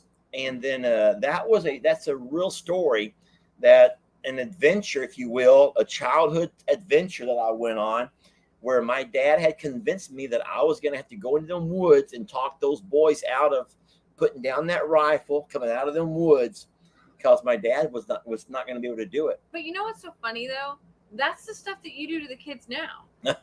So Yeah. I can picture you telling Lex and Connor, listen, this is what we got to do. You two are going to go in there. Don't worry. I'll be here waiting for you at the car. But if I go, they're for sure going to shoot me. So you two got to go talk them out. And I can picture that conversation actually happening. And I know that your dad is a storyteller. I know that you got that. Both your mom and dad are storytellers. But I know that you got your storytelling skills from your dad. And your sense of humor is so similar. But I can totally picture you telling the kids that. Me going along, like just sitting there in silence. Ellie going, wait, what? Because Ellie is very like literal in the thinking of it. And Ellie like really thinking that you're going to make Lex and Connor go into the woods and do this. Lex being all on board, Connor being terrified. Like I can just picture this moment. In fact, we should do it. I think if we're ever going to have a chance to redo a moment, if we could ever have a chance for me and my dad and my brother to all sit together and talk about a moment that we'll never forget. Was this about the lady that y'all arrested? Yes. Yes, here you go. So, like I said, my dad... First ever second drink on a Timeout Tuesday. Oh, good. So my dad was a part-time police officer. Okay, you have to remember that. He wasn't full-time. He didn't actually have a uniform. He was a part-time guy, who had a badge, and he was police certified because when he was in the military, he had acquired enough hours in the military to only need so many hours outside to become a police officer. If that makes no sense to you at all. But my dad never went to police academy the way you have to now. Because the military back in those days, if you had a military and you had an honorable discharge, then that took over X number of hours. So all you needed were the basics. So my dad only had the basics, okay? Anyway, so my dad was a part-time police officer, and he got a call one night that there was a lady had gone off into the ditch, and she was sitting on top of her car in the ditch. So me and Dan's like, hey, can we go? Can we go? I'm probably like 13 or 14. Dan is a couple of years younger. And so my dad goes, yeah, you boys can come, jump in. So we go down the road, and sure enough, right where they said, there sits the car. There's the lady on top of the car. And I'm not trying to say this in any kind of disrespectful way, but she was a lady who was of a larger build. She was probably the largest lady who I'd ever, That's not the way your dad tells it. Oh, it gets better. So she was a very large woman who was drunk, very drunk, and had been fighting with her boyfriend. And she was going to leave, I'm guessing, which is sad. And she ends up running off the road. And she, so my dad says, okay, so what we're going to do is you can't get your car out. It's stuck. And so we're going to go to the city hall, which is right down the road. And my dad said, from there, we're going to call Liberty County and they'll come pick you up. My dad just laid it right out for her.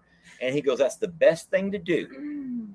And so me and Dan got in the front seat of the car and the lady got in the back seat of our Toyota Corolla, y'all. It's a 1978 Toyota Corolla. It's all we had. And my dad drives her to the city hall. Now, she was not under arrest. He didn't put her in handcuffs, nothing like that. She was a really sweet lady, and she was in a bad situation. So we get back to the city hall, and we all go inside, and the lady sits down in a chair, and my dad says, hey, you boys sit beside her and don't let her run. Now, I don't know why she would have run. I don't know where she would have run to. But nonetheless, I sat on one side, and Dan sits on the other. And the lady is sitting between us. What's wrong with you? Why are you laughing? Because I know it's coming. My dad goes inside the office to make a call, and he doesn't want her to hear. So he goes inside the mayor's office, and he closes the door. But there's this big glass window where the mayor can see through. I don't know why they had the glass window, but so me and Dad, and I'm going to pretend that you're the woman. Here's Daniel. Here's me, and there's this woman, and we're sitting there, okay? And we can see Dad. Listen, we can see Dad in that window, but we also see our reflection. So I don't know why. Am I as red as I feel? I think I might be too, actually. Listen, I don't know why we did this. Maybe it was Daniel, maybe it was me. But for some reason, one of us started making faces at the other one. I don't know why we did that. So we're like, or whatever face we were making. I have no idea. Like at each other or like in the window? Through the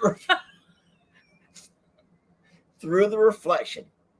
The reflection. It was a tinted window. Can you make that face again? Yes, I was.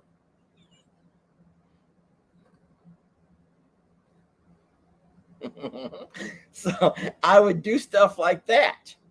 And then Daniel would do it back. He'd go. And we're sitting here. I don't know why, because she was like, the woman was passed out drunk. So me and Dan were sitting there. We thought we were doing Dad a favor by making sure she didn't leave. What? And I'm like, and Dan's like, oh, did I just snort? Did I just snort? I've never heard you snort. Sorry. And so listen, all of a sudden the woman wakes up from her drunken stumper. And when she wakes up, I guess in the reflection, in the reflective window, she sees and someone else. And all of a sudden she gets mad and she thinks we're making fun of her. I don't think that we were. But all of a sudden this woman, and remember y'all, she was a very large woman. Now, she may not have been that large, but I was 12. Like a 12 or 13-year-old boy. I was a kid. A lady who's wearing heels maybe, and is just a bigger taller, lady. Anyway, so she ain't going to put up with that nonsense. She don't even see my dad. So she stands up to leave, and I'm like, I grab her around the belly, and then I am so embarrassed about this. This could probably get my dad in so much legal trouble. This is what's wrong with small town police officers, guys. They'll let anything go. And so me and Dan, I'm so embarrassed telling this story. I don't know why. I'm so embarrassed telling this story. Me and Dan are both trying to hold this woman. And my dad opens the door and he goes, "Hold her, boys." And he goes back on the phone.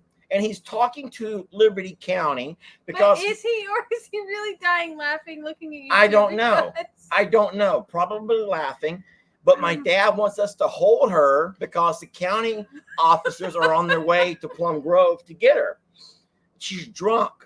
And so me and Dan are both sitting here holding her, and she's just like shoving us off. At some point, she had knocked me down, and she is literally sitting on top of me. She is. So That's my favorite story ever, by the way. This is the dumbest story ever. I'm so embarrassed because I was an athlete. I should have been more athletic than this. And I'm sitting there on the ground, and this woman is sitting on my chest. Okay, she is sitting on my chest, and I'm screaming for Daniel to help me. And Daniel was scared. I couldn't get any help from Daniel whatsoever. He would not pull her off. And so I have her hands, and I'm trying to wrestle her off. Okay, like this over here. Anyway, I the details get a little sketchy at this point. Listen, the way that your dad tells it is that you were being knocked by other body parts of hers. Dad says, her boobs were just knocking me left and right. Dad says that I was being knocked left and right by her boobs. That might have been true, but that wasn't like the enjoyable kind of way. That was like not an enjoyable being knocked around. And so all I remember is I'm screaming for Daniel to help me.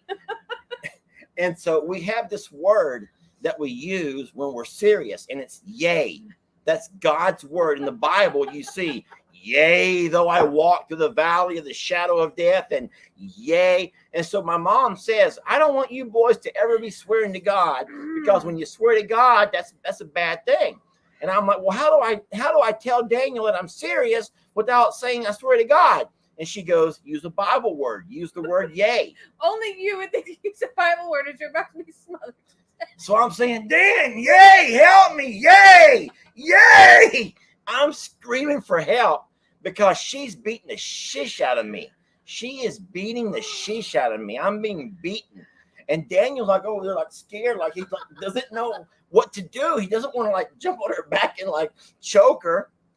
Anyway, finally, Dad's on the phone. He goes, yeah, my dad's still on the phone, and he's giving directions to where we're at. Finally, outside, another patrol car pulls up with lights on, and real police officers, because me and Daniel and my dad were not real. We were part-timers. We were like mall cop. We're like the mall cop. Seriously. I think you were worse. I think you were like Dukes of Hazzard. We were like, like boys. We were like Boss Hogg and Roscoe. Ooh.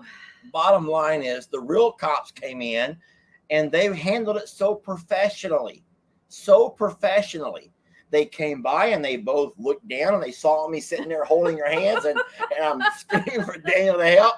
And my dad's over there on the phone saying, yeah, they're here now. And so my dad hangs up and my dad's telling them the whole story. They're sitting there listening to my dad and I'm sitting there being squished, and screaming for my life. She's still mad at me for some reason for making faces at her. They finally come up and they very politely, one of them handcuffs his hand. The other one handcuffs that hand because she was large, and they had to put the cuffs together because her hands would not go together. They put the cuffs together. And so just to give you an idea of exactly how large she was, and I'm not making fun, I'm not making fun. I don't care, y'all. She was on top of you as a 12-year-old boy. But what I'm saying is when they finally walked her outside, this is how mad she was. Because I'm going,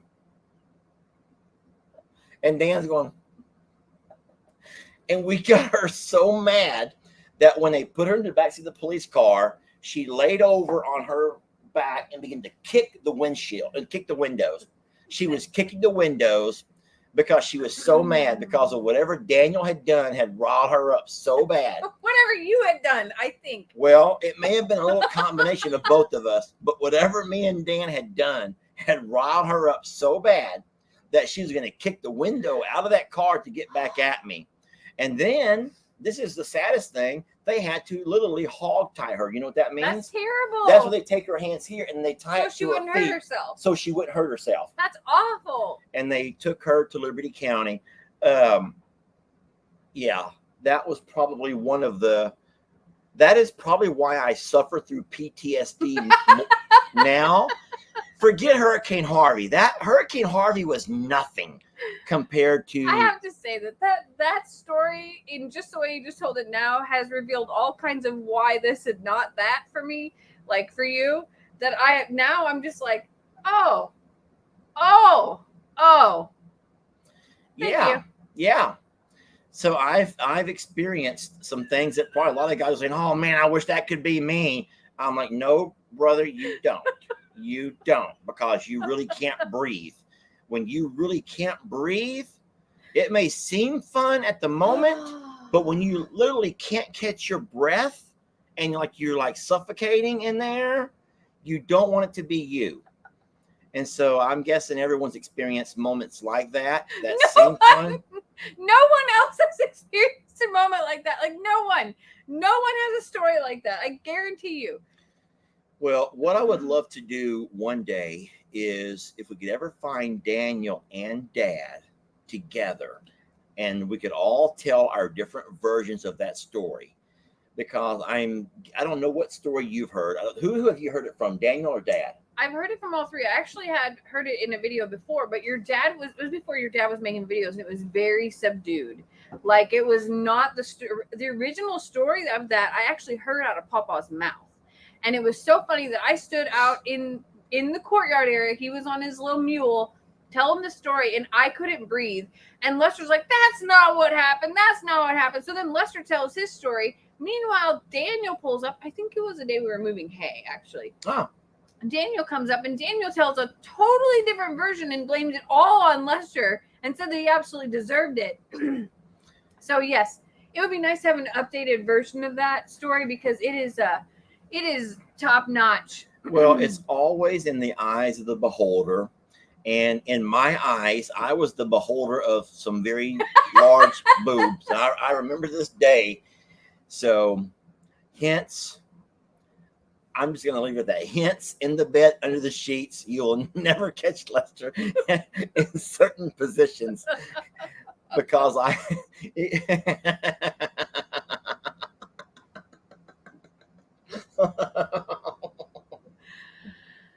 Can I leave now? Yes, you boot me out now. We have been live for almost 2 hours tonight. We are going to cut this off because you went live for 2 hours today already. And we have taken up so much of everyone's time that no one's gotten anything done today. I'm sure of it. I love the fact that we can all come together as friends and just have these moments. One thing that you've never done, though, is invited anyone into your lives. What are you so scared of? What are you so scared of? You have this amazing Hold way. on. Why don't you do it just the first person? Just you say, you know what? I'll take one. Why don't you just take one?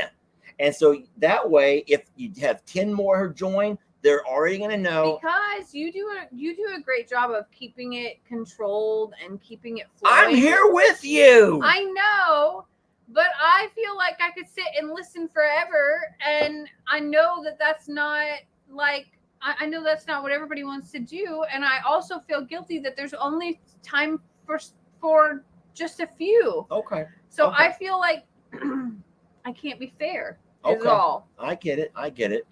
I will say that I have found Facebook and YouTube Live.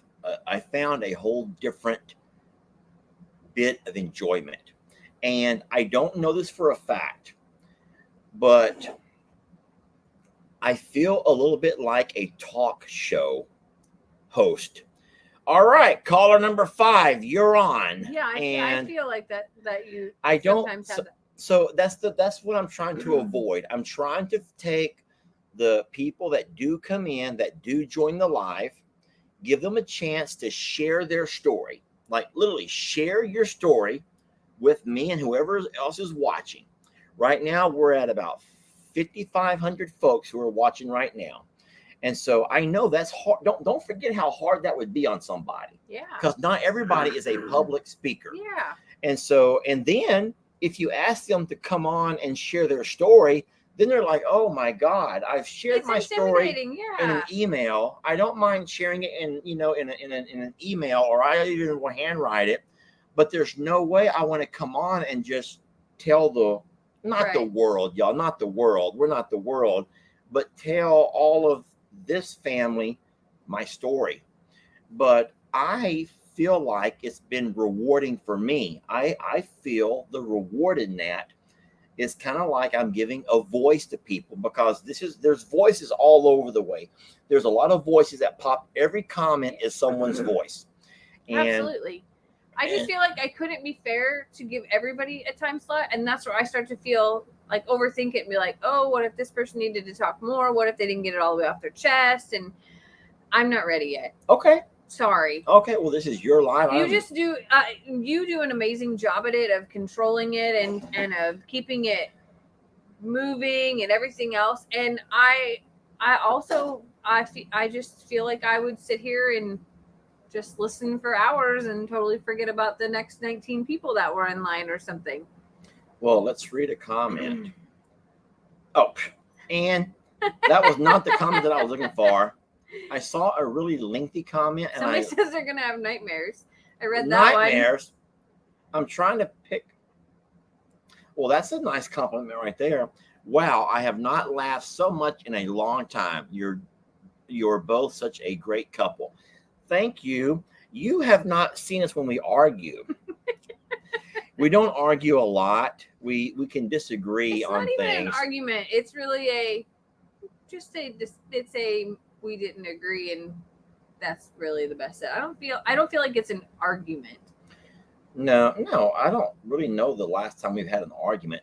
So if you notice, there was one that I was trying to catch that was really long. It's like she wrote us an entire novel. No, babe. And sometimes you might have just passed it up. No, it was down here. Oh. But you don't have a keyboard and a mouse, so I'm having to use you don't have a mouse, so I'm not able to. I don't need a mouse. Well, I do, Jamie. I do. Well, good thing. So I'm not able to pull it up, and then you guys are typing so very fast that there's no way I'll be able to snatch that one and grab. See that? Whenever I let go to try to snatch and grab the one that I'm trying to grab, it's impossible. It's totally impossible. Yeah, that's one. Here's one. All right, so Kathleen says, I really needed these giggles tonight. Thank you ever so much. You both are just the best. Now I will turn to election coverage. I'm sure I will not be giggling anymore tonight. God bless you both, and God bless America. Yeah, election coverage is funny. We laughed about that earlier today. Yeah. Because don't you kind of feel like no matter what you see tonight, it's going to probably change in the next hour or the next, and then the way it's gotten lately, and I hate this about our country, and this is not a political thing. This is just our country in general. You would think that for a country that has such technology and such brilliant minds, how could you ever have an election that could even questionably be fraudulent? The technology is there. There's no way that there should be any doubt in anyone's mind ever about election results. And I hate that it's gotten to that point. Go to that. Oh, I just moved too fast. Guys, you're moving so fast. If you would slow it down. Show me where it's at, Jamie. Keep going. See how fast they're changing now? Wait, it's Lisa something. Lynn S. I think you just passed it again. There. Jamie! Oh, Lester! No, it's people are typing so darn fast. and these comments are flying by. Everyone, could y'all like stop typing for like 30 seconds? Like no one type anything. Lester loves to show the comments. I want to see it, Lynn. Lynn, don't you got it? All right. Lynn S says, you went out to dinner with me and then to Walmart. I am so glad I was back in the car by the time Lester started this story. I was laughing so hard I could barely breathe. I thought she could tell she got kicked out or something because of your dang story. Lynn, that's wonderful. What a joy to bring a smile to someone's face, because that right there is the blessing. We get so much from you guys. We do. And so if we're able to give you a smile back, and so don't you know that if that's just one story from one person, that how many stories are out there? How many stories are out there that are going to be lost in time if you're not able to find a way to get stories shared? I've always said that to everybody, to all of our friends and family, of even if you make a video just to make the video so that one person can hear your story, it's so worth it, because otherwise that story may die with you. And I just think that everybody has a story to tell and a message to put out there. And I have found such a fulfillment in being able to share stories of our lives, even if no one listens. Honestly, like, to just be able to repeat them is like, it is fulfilling, and I highly recommend it to y'all, either in writing or in video form or even in just audio form, because you have lived through experiences that others may have, and it makes you feel more normal that other people did the same thing. Like Lester talking about his government cheese and powdered milk and how many people lived through that, and the things that y'all know that I have experienced and talked through with y'all, and you've said, oh my gosh, I did that too. Like I shared a story a few years ago actually about cold mornings and waking up to put our pants on the vent to warm them up in the morning before, or to sit in front of that vent to warm up before school. And how many people did those things? They lived in an old farmhouse too. Those moments are things that our kids don't live through, and they have their own stories. But to hear those things and to know that there are other people out there that did that, or that you sparked a memory, so important. And whether it's a laughing story or a story that makes you cry or pulls on your heartstrings, they're all so important. I agree.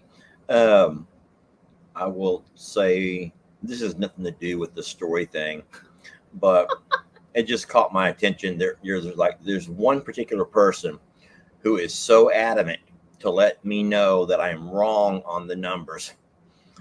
And this person doesn't understand how what we're doing here works. So I can't find it now.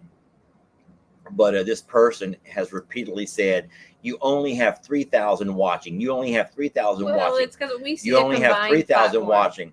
So what we do is we have this really awesome app, and it's called StreamYard. I almost said SnapYard. It's called StreamYard. So Jamie takes I'm a Survivor, which is on Facebook, along with From Suits to Boots, which is on YouTube. Do you pull anything else in there, or just those two? And you pull those two together. So whatever you're watching on, some folks, like Lynn, for example, Lynn, who posted right here, is watching on YouTube. But I could go over here. This person, Lori, is watching on Facebook. So whichever platform you're watching on shows you how many you're watching on your platform. But if you're watching on YouTube, you get that number. Facebook has a different number based on how many you're watching on that platform. What we have, it combines them both together. I'm not so sure I like Lester's new game. What's my new game? Of bringing people on the live. Oh, okay. I feel like I want to join/play. I'm going to have to start getting dressed and put on my face to listen to lives. I'm sure not looking for like this. Lori, I get that. And there's no way I want everybody to go get dressed up before you go live or before you even start watching a live. Who wants to do that? We're all at home, relaxed. But I will say this, Lori, I know this for a fact. I speak for myself and I know I speak for Jamie, and I bet I speak for the multitude of folks that are watching, that there's not a person on here who's going to judge you based on the lack of you not having your hair done, or you haven't done your nails in a couple of days or weeks, or you haven't had you're not wearing your makeup. No, I don't think, even though women and men can sometimes be very judgmental, I know for a fact that a lot of us come together because we're past all of that. We may have our days, but I think by and large we're past all of that. We come together because we've all are overcomers. We've overcame things, and there's a long one right there, Jamie. So I would hate that you would ever be worried about that. The government cheese was fake. It might have been, but it was good. I liked it. It didn't have enough Lester cheese. prefers fake cheese over real cheese. For the record, he likes the Kraft processed slices that come in the Jamie, packages. don't embarrass me. There's nothing wrong with it. I'm just telling you that that's your favorite cheese. Well, the government outside cheese of Red was Lester. fake. Yeah, no, I found some really good cheeses tonight. Yeah. I found some good cheeses tonight. I still did my nightly chores. I laughed my butt off, but get serious with technology today. Fraud can happen very easily. You got to remember, all these hackers. I just pray to God that the results are real. So all I can say, and so ultimately we're going to go into a bad place if we ever start talking about anything with fraud and stuff. You're going to start dividing the life, and we don't want to do that. So life is hard for all of us. We all have different stories, different walks of life, but watching your videos and lives just make it interesting. Just don't show up in the bed under the sheets. I can't think of a better way to end the live than that. I promise I will not show up in the bed live, in the bed and under the sheets, okay? I will be in my bed and under my own sheets, all right? I promise you that. I'll probably have Jamie there in the bed under the sheets beside me, and that's about all. Okay, that's about all. But I think that's a fun game, and it does make going out to Chinese restaurants a whole lot more interesting. We're gonna have to start having Tuesday lunches at Chinese restaurants, I think. Well, or we just bring home our fortune cookies. Or that. We just bring home our fortune cookies. So I have a thing to confess. Next Tuesday, I will be at my meeting, and you are up again for Timeout Tuesday. If you're saying I'm up again, then it's going to be me and Jake and Bree, because I'm not going alone with this crew. Not with this crowd. This is a bunch of women and a bunch of rowdy women who want to just start pulling off clothes and spinning them around. That's because you and Jake did pretzels on the ground. Well, I will have Jake and Bree. Bree will keep us semi in our places. Bree was dirtier than the both of you at some point in time. Bree is naughty. But if you're not going to be here, then there's no way I'm taking on this crowd alone. Maybe you should bring Uncle Dan. That would be a fun live, actually. That would be a fun live. I could ask Uncle Dan to join me. That would be something that people would really like, I think. Yeah, I can ask Uncle Dan and my dad. I don't know if they'll both join or not.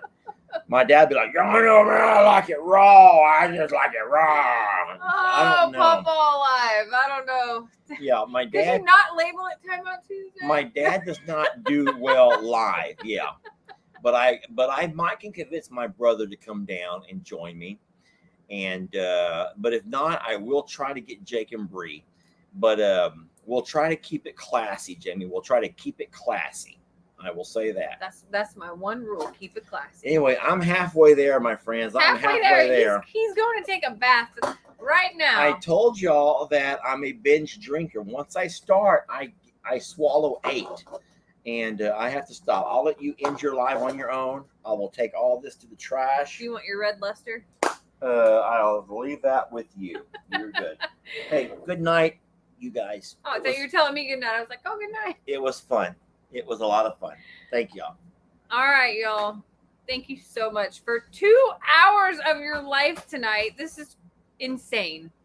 Thank you for being a part of our cheese fest. And look at this. This is the first time ever I drank this mini bottle and I shouldn't say almost. I didn't get anywhere near finishing that. Lester's not driving anywhere at all. Don't worry. He's about to take a dip in the redneck hot tub and then come back to the camper here and shack up for the evening. So it has been an incredible blessing to hang out with y'all tonight, as is every time that I get to spend time with you. I love your letters, your emails. Thank you for the gifts that you've sent. You do not have to do that. That is my number one thing, is I want y'all to know and to hear me say this as loud as possible, that I know and feel your love just from the likes and hearts and the participation and the comments and all the things. You do not have to spend money to show us that you love us, but we thank you, because I know that many people get a blessing out of giving. So I'm going to go also crawl in the hot tub, and then I'm going to go ahead and get in the bed under the sheets. And yeah, thank you for loving us, for being a part of our lives, letting us into your phones and homes, and really for being a part of everything and giving us the blessing of your time. Have a lovely evening. Stay safe, stay well, and say some prayers for those that are in the path of the tropical storm coming to Florida, and for everywhere else in the country that needs them. We love you guys.